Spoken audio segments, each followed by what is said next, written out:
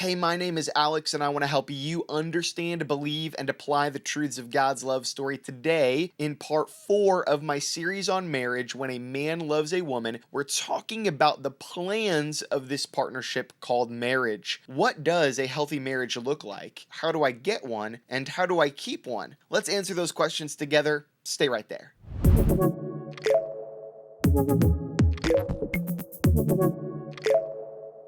Now, if you haven't already, please go back and watch or listen to the previous teachings in this series so you're all caught up and know what's going on. But right now, I'd like to turn your attention to this definition of marriage that we've been working from over the past several conversations together. Here it is. Marriage is a committed and covenanted spiritual and material partnership between one man and one woman for one lifetime. And right now, we're talking about the plans of the partnership. By definition, a plan is a detailed proposal for doing or achieving something. So, how do we do marriage? That's a great question. Let me give you 3 things you and your spouse can devote yourselves to so that your marriage can be healthy and thriving. Here we go. Communication, not communication. Communication. Co as in two of you working together to dialogue back and forth. See what I did there? Co means two. Hilarious. Did you know there's a difference between listening and hearing? I hear a lot of what my wife says. Some of you got that. But listening is a whole different situation from hearing. Better put, there's a difference between listening to receive and listening to respond. Let me say that again. There's a big difference between listening to receive and listening to respond. And this may not be a surprise to you, but I wrestle with listening to receive. I often listen so that I can respond. I'm secretly waiting so that I can have my turn to respond. I have a clever quip or quote or joke that I want to deliver. And so sometimes I check out and I'm not thinking about what that person is saying to me, and I'm planning what I am going to say back to them. And that's bad, especially in marriage. Some of you understand this. And because I struggle with this, I'm often looking for scriptures that will help me solve my problem. And this is one that definitely helps. It's James chapter 1, starting in verse 19. Let's read it together. Know this, my beloved brothers. Let every person be quick to hear, slow to speak, slow to anger. For the anger of man does not produce the righteousness of God. And I believe that being slow to speak results in being slow to anger. Why? Because we are giving space for that other person to share where they're coming from. And here's what I know. Understanding their where is the key to interpreting their how. Let me say that again. Understanding your spouse's where is the key to interpreting your spouse's how. Let me explain. I am assertive and aggressive by nature. My wife, on the flip side, is contemplative and combative. So when I approach a problem in our marriage, I am immediately looking for solutions and I begin unloading all of my thoughts and plans. My wife, on the other hand, approaches those problems with questions, and she needs time not for unloading, but for uploading. She is contemplative. She wants to take all of the information in. So my assertiveness and aggression can rub her the wrong way, and her contemplative nature and her combative nature can rub me the wrong way. I say combative because she wants to work through a line of inquiries that will help her get to the root of the problem. So by default, she receives my solutions as dismissive.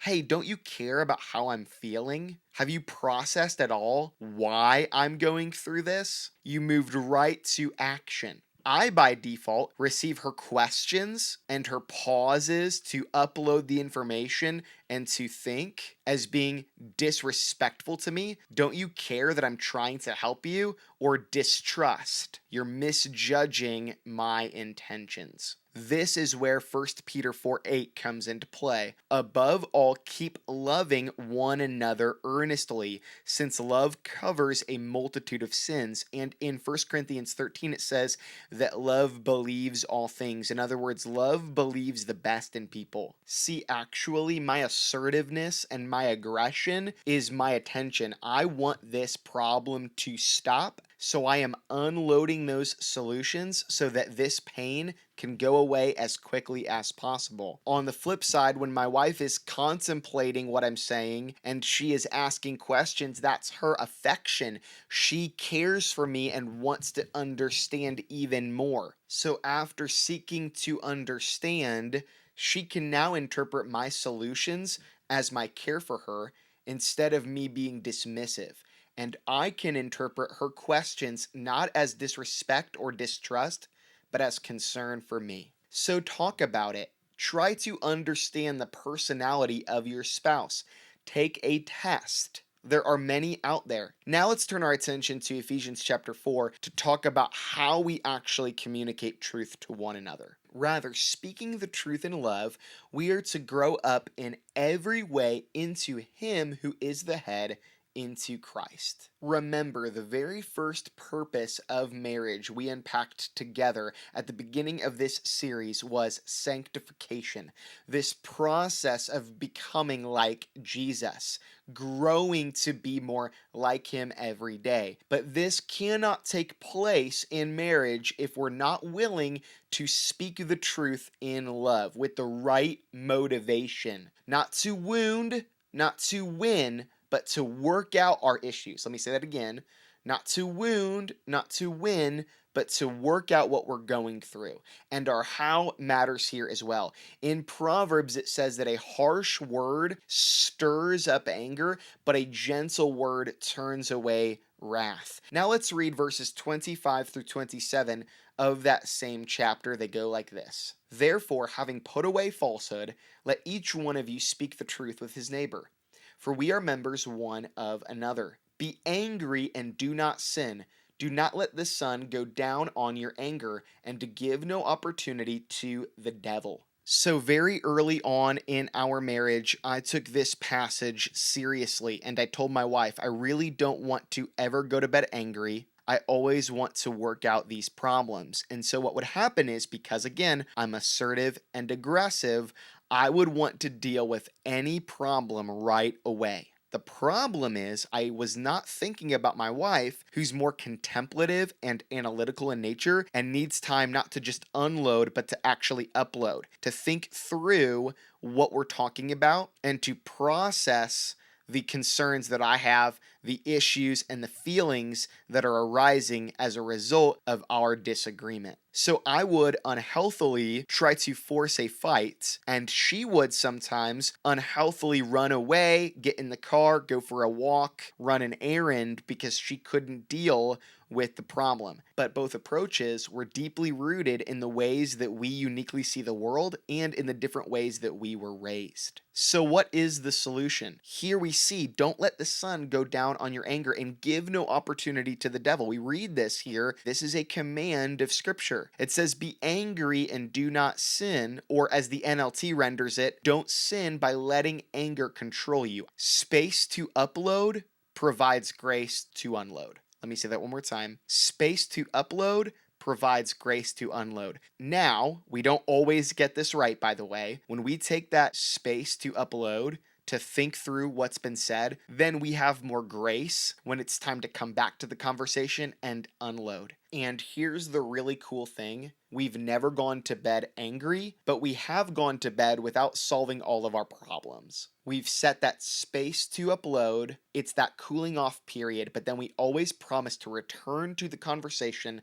so that we can, with grace, unload on each other in a healthy way, and we make sure that we do not go to bed angry. I have never slept on the couch because of an argument. Praise God. We're still learning this, and we don't always get it right, let me be clear. But I can tell you that if you promise to do this with your spouse, that communication will get better and better, and your marriage will get healthier and healthier. Talk about it. Sometimes that means, though, staying up until 2 o'clock in the morning. We're going to have this conversation. We're going to cool off, but then we're going to come back together. We're not going to give an opportunity to the devil to wiggle his way into our marriage and divide us. Full stop, period. So let me ask you this question. Do you both understand each other's where? Do you understand where your spouse is coming from? Can you then use that information to help you interpret their how, even though their how is much different than yours? Will you create that space to upload and then come back together with grace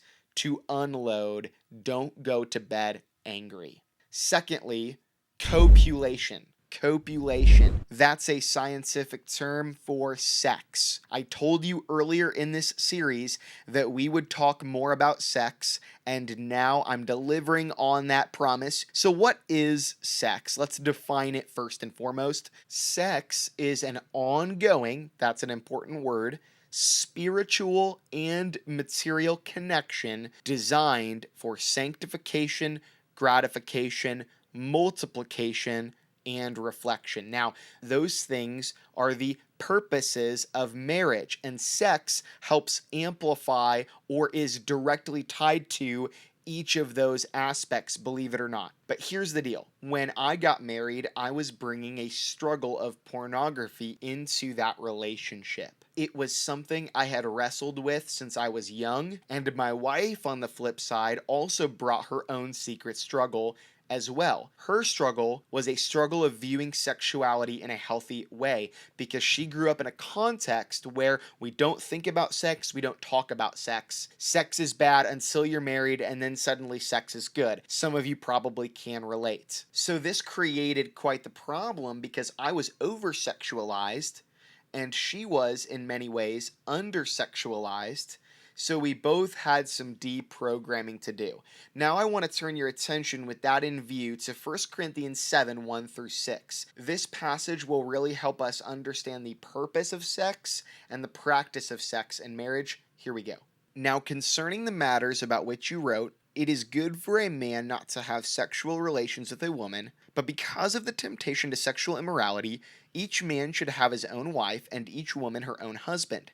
The husband should give to his wife her conjugal rights, and likewise the wife to her husband. For the wife does not have authority over her own body, but the husband does.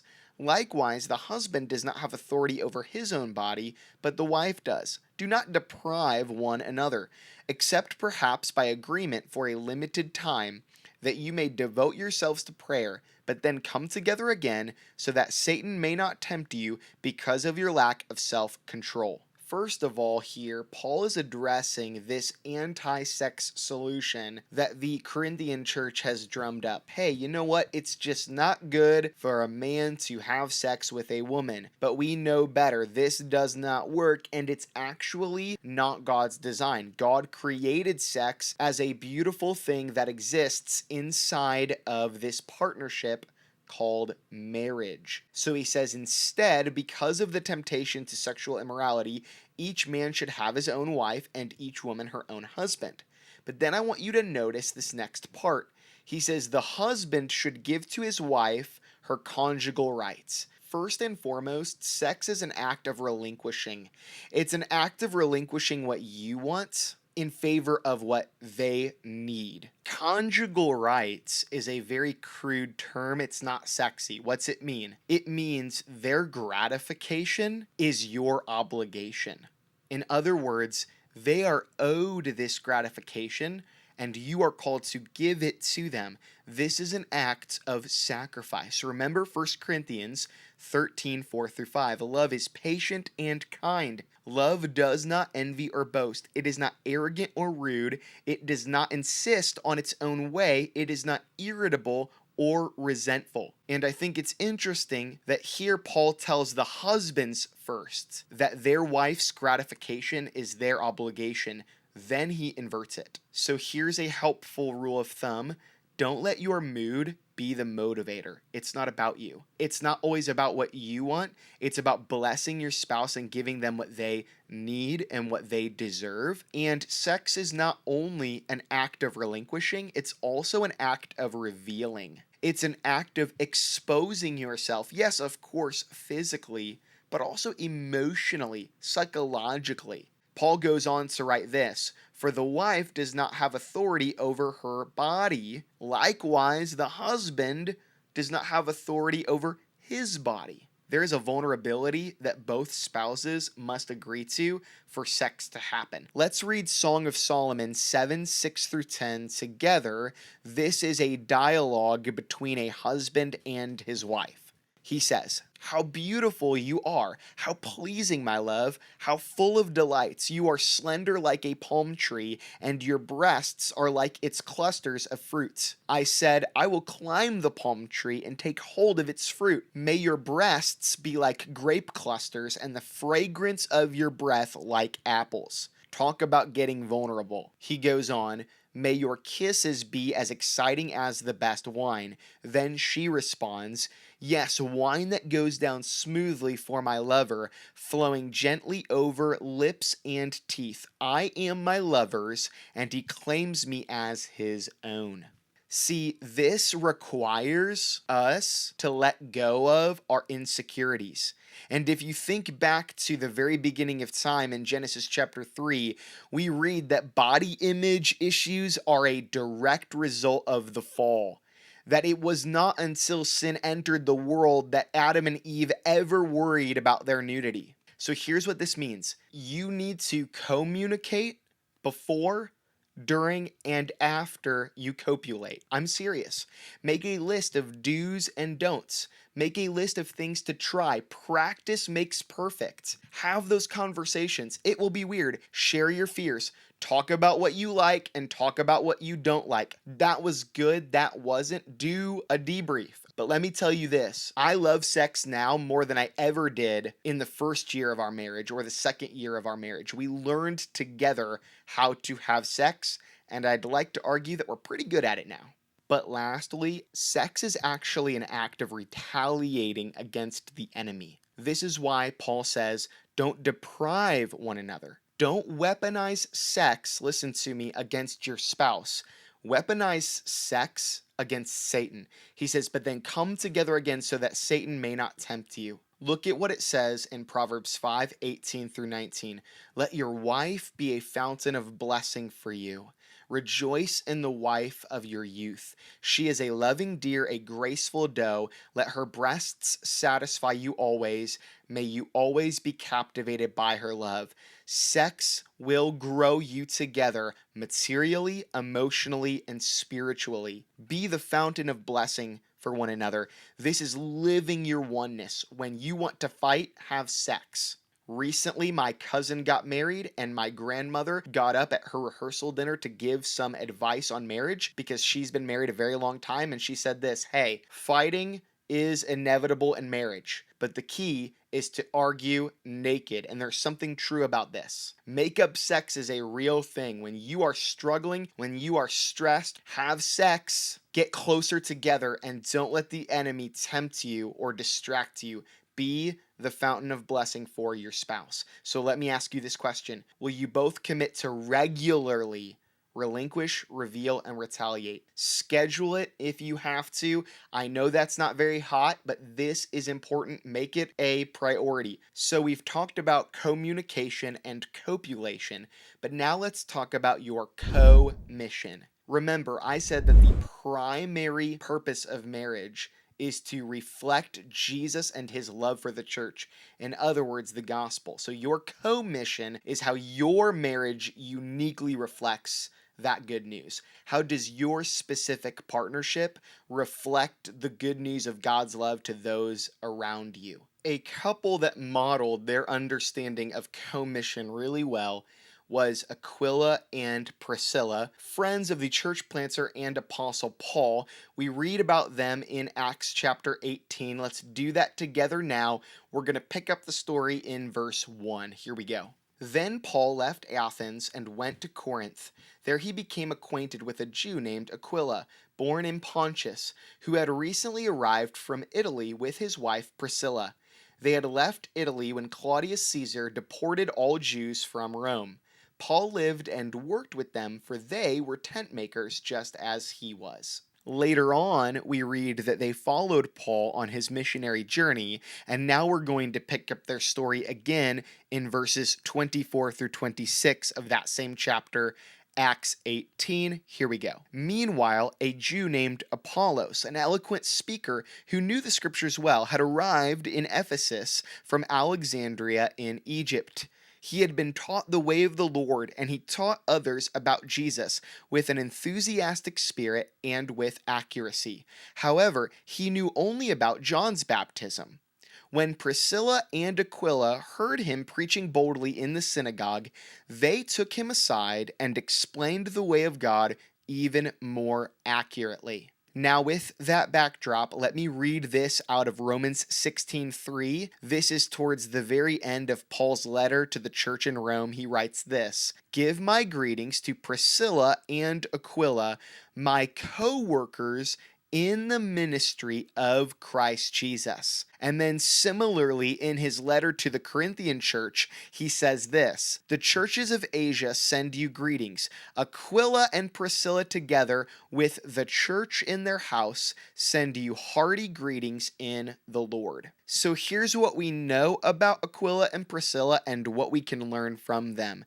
They both worked together. The scriptures say they were both tent makers. They earned together. Then we know that they discipled together. Notice that when Apollos is preaching somewhat incorrectly, they both together pull him aside and teach him a better way. And then finally, we know that they serve together as both co-workers of Paul, and they served by hosting a church in their home. So let me ask you this question. Have you both identified and codified your unique co-mission? See, your co-mission is the combination of your skills, your gifts, and your position in life. So what are you practically skilled in? How are you spiritually gifted? And where are you chronologically positioned? These are all factors that play into your unique co-mission. And when you begin to combine all of these things, God will make that co-mission clear. But then you've got to, after you've identified it, codify it. In other words, make a list, write it down. What is it that we are called to do uniquely as a family to reflect the gospel to the world? So as we close, do you both understand each other's where? Will you both commit to regularly relinquish, reveal, and retaliate through this amazing connection called sex? And have you both identified and codified your unique co-mission? Well, I hope that this series has encouraged and inspired you. Please like, subscribe, and all that good stuff. I'll catch you in the next one. Thanks.